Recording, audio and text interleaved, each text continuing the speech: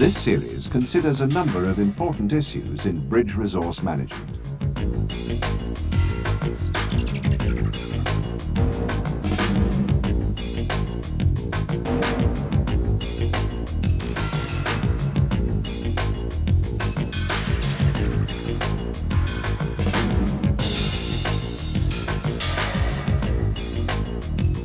Parts of the Bridge Procedures series discuss bridge watchkeeping and the master-pilot relationship.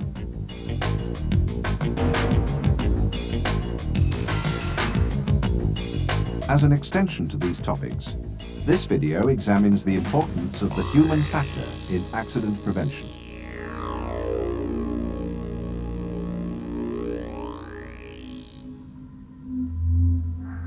Accidents will happen. At sea, on land,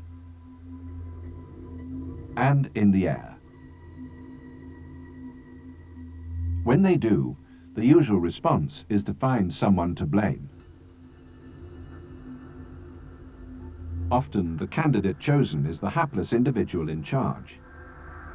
But this approach misses the point. To improve safety, we need to look beyond finding a scapegoat. It means taking into account the human factor. As far as the shipping industry is concerned, this means turning away from the old-fashioned autocratic leadership style that was widespread in the past.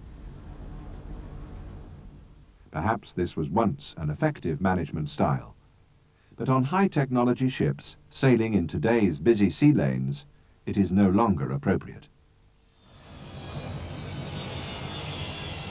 The airline industry has been aware of this for some time. But it took a terrible accident to change the perception of effective management on the flight deck. The accident happened in Tenerife in March 1977. Although there were a host of contributory factors, delays, poor visibility, difficult communications, perhaps fatigue, the disaster occurred principally because the captain of a KLM 747 started his takeoff run without proper clearance from the tower. At that point, low clouds rolled in just as another 747 was taxiing in the opposite direction on the same runway.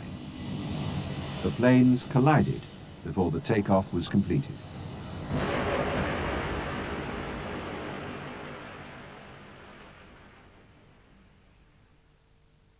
Tenerife remains the world's worst air disaster. 586 people died.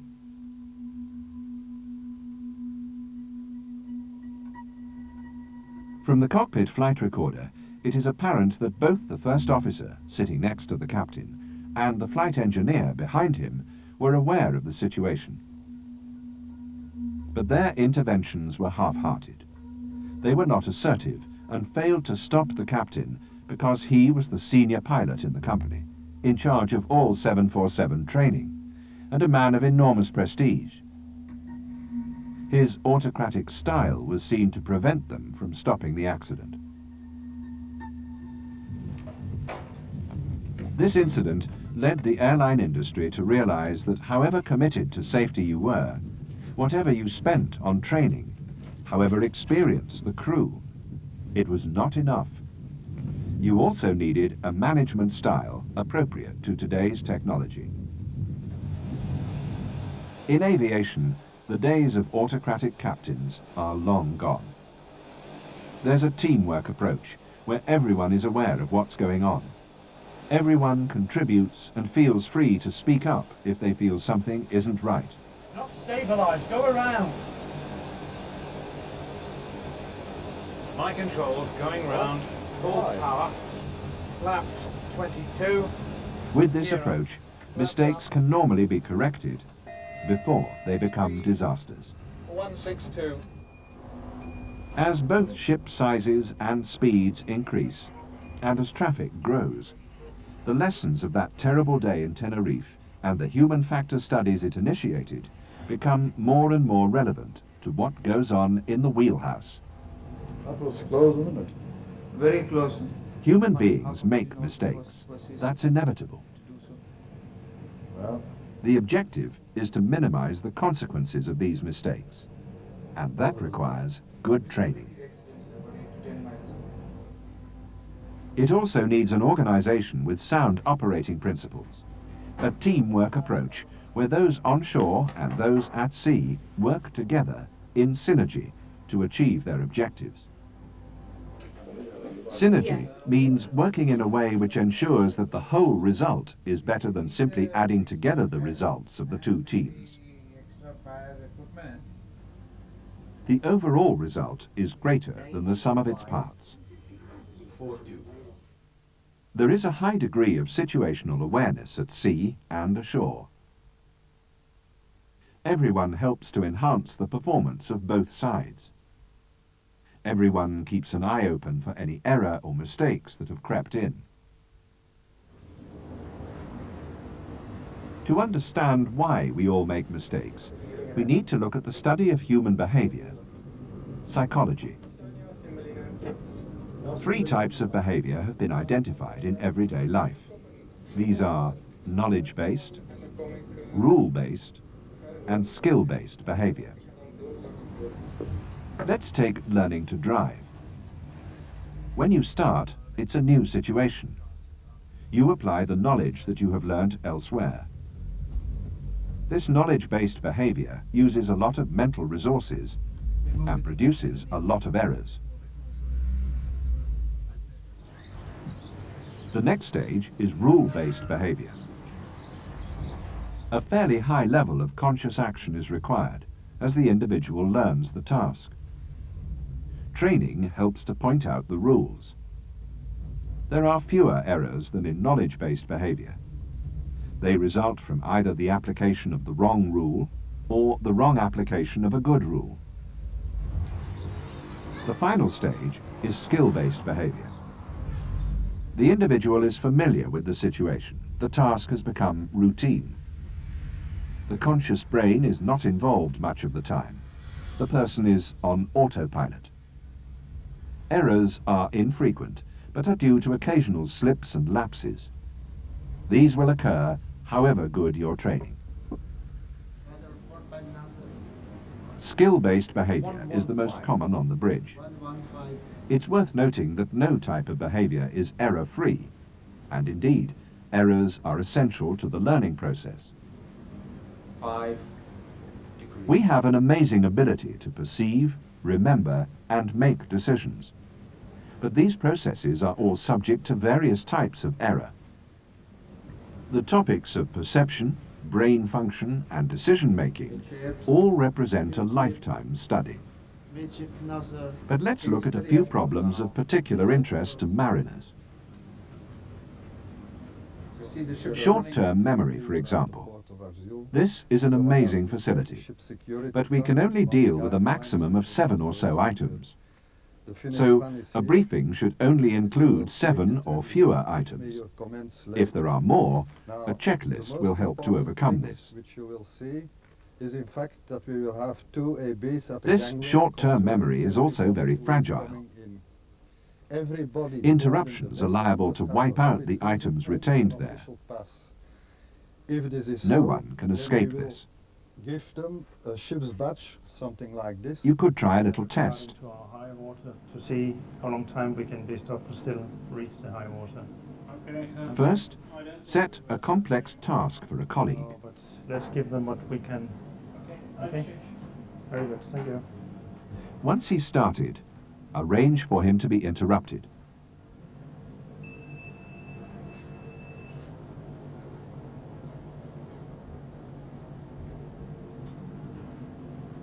Coffee, sir. What? Would you like any coffee? Yes, please. I had to take it. If he returns successfully to the task, it will only be with difficulty. This is why it is so important to avoid distractions on the bridge at times of critical maneuvering. It's just not possible to remember what you were doing while being interrupted by mobile phone calls and inappropriate requests. These distractions need to be kept out of the wheelhouse at critical times.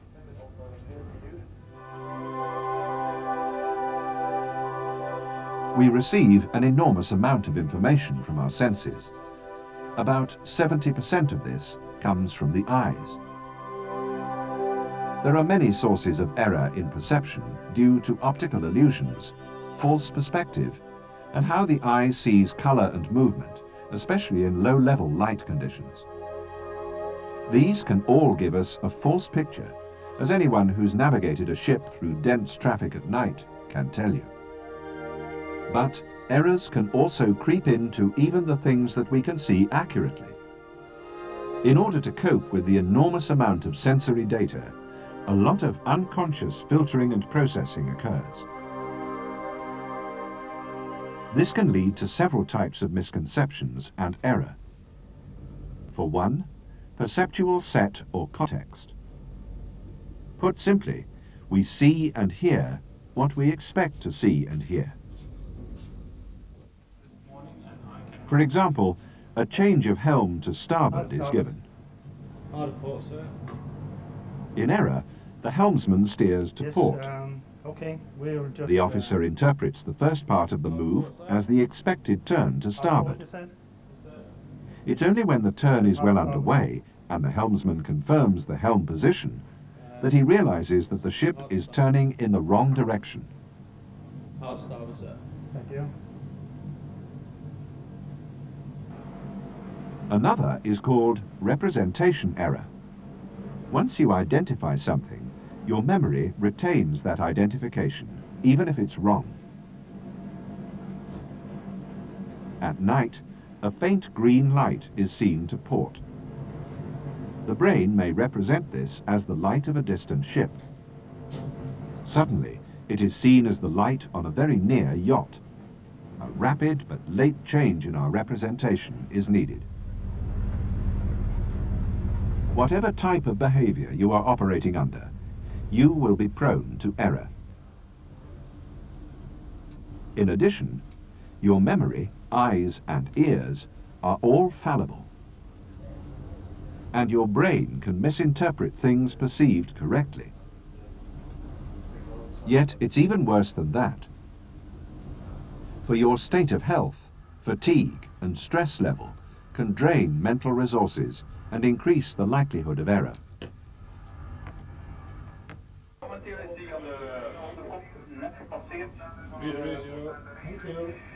Although prolonged high levels of stress are bad for health, human beings require a certain level of stress to work effectively. At constant low levels of stress, such as being half asleep, performance is poor. It improves with increased stress up to an optimum point, after which increased stress lowers performance.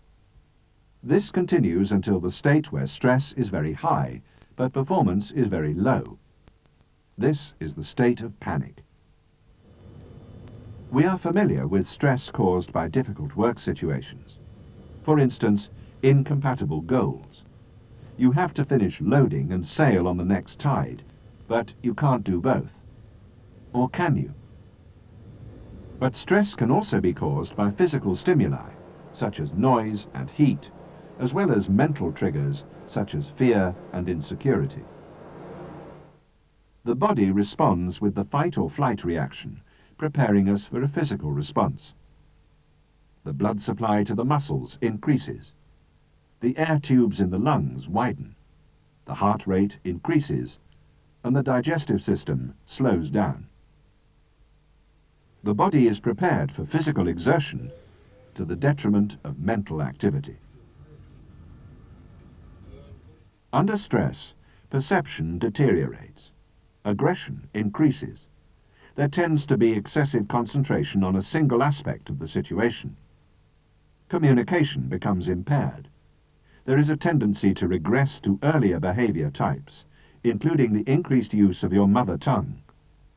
New skills are lost. So, high levels of stress are bad for decision-making and are inappropriate on the bridge of a ship.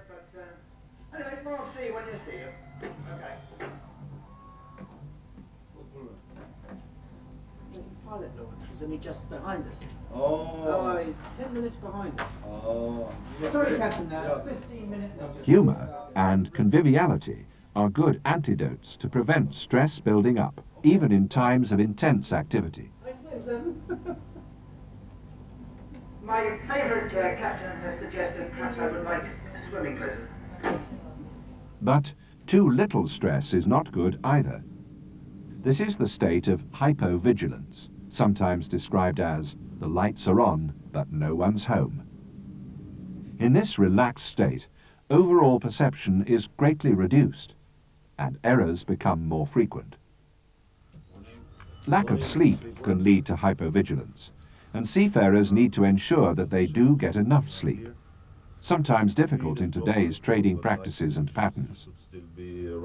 Maximum permissible working times are defined under the STCW Convention. A further difficulty is that not all modern bridge equipment is well designed for human operation. Each ship varies, and each has its own problems. Sometimes there is a vast amount of information available. Sometimes the controls are set up in awkward ways. So, how should we deal with all these issues? First, good training. Secondly, good management from the shore office, ensuring that there are sufficient competent people on board to do the work. Third, good personal time management. Fourth, keeping in good health and getting enough sleep. Next, working each task to a standard operating procedure drawn up in advance. Finally, working with a teamwork management style where any errors made can be picked up by other team members. Yes, good morning. For your information, we are coming up in the traffic situation and is about to turn to port, entering Young Fairway. 1.5 miles. Yes, I understand you're in the traffic separation scheme and about to turn to port. Thank you very much. Thank you very much. Please The idea of a team is to produce better results than the most gifted and well-trained member of that team. To work in this way, the team needs to act together, to be synergistic. Each member needs to use the capabilities and skills of the others to achieve the common objective defined by the master. Leadership needs to be firm, but flexible and friendly, in contrast to the autocratic or the hands-off approach. We are approaching the crossover point. We are about 0.4 miles from the wheelover point. The master decides the objectives, then evolves a plan in discussion with his team. Their opinions are sought. Everyone feels able to make comments. The plan bubbles up rather than being imposed on the team. All the team members feel some ownership of the plan. Yes, but the captain is busy now, navigating. You have to call him later. The second officer deals with all the calls to the bridge, informing whoever asks for the master that the captain is busy with navigation, even though the master might be nearby and hear what's being said. Call you when he have the time for that. Okay, The master is kept free to supervise the navigation and deal with collision avoidance. He is always in charge, but he is not autocratic. His enthusiasm, friendly comments, and occasional jokes help to motivate the group. Decisions are based on facts and not on personal prejudice. Each team member's contribution is valued. This has a strong motivating effect, as all actions become the property of the group and not just of the senior individual. This type of team would respond well to emergencies or sudden changes in circumstances. It would also be able to include new members comfortably, a pilot for instance. The team is working to a standard operating procedure, the passage plan, that is written down and referred to. The team achieves its objectives in a very efficient way. Everyone supports everyone else. And the next course is going to be... Actions and decisions are shared under the authority of the master, who never loses control or awareness of what is going on. It takes effort to establish this sort of teamwork. It does not occur spontaneously. Ask yourself about your own management style and those of the officers who work with you. Is your approach conducive to bridge teamwork and synergy? Do you think that your management style will allow others to pick up your errors and participate fully? You could record yourself in action to check your management style. Starboard 10. You might be surprised at what you find. But it's only for ships. The days of autocracy on the bridge are numbered. Restricted. In the busy, highly regulated and cost-conscious world of shipping today, synergistic management is the only effective management. This could be mistaken for. On board your own ship, understanding of this principle should be followed by discussion and exercises, preferably with the assistance of a PC-based simulator. In addition, there are several shore-based courses available, such as the one devised by the Danish Maritime Institute, with the offer of certification.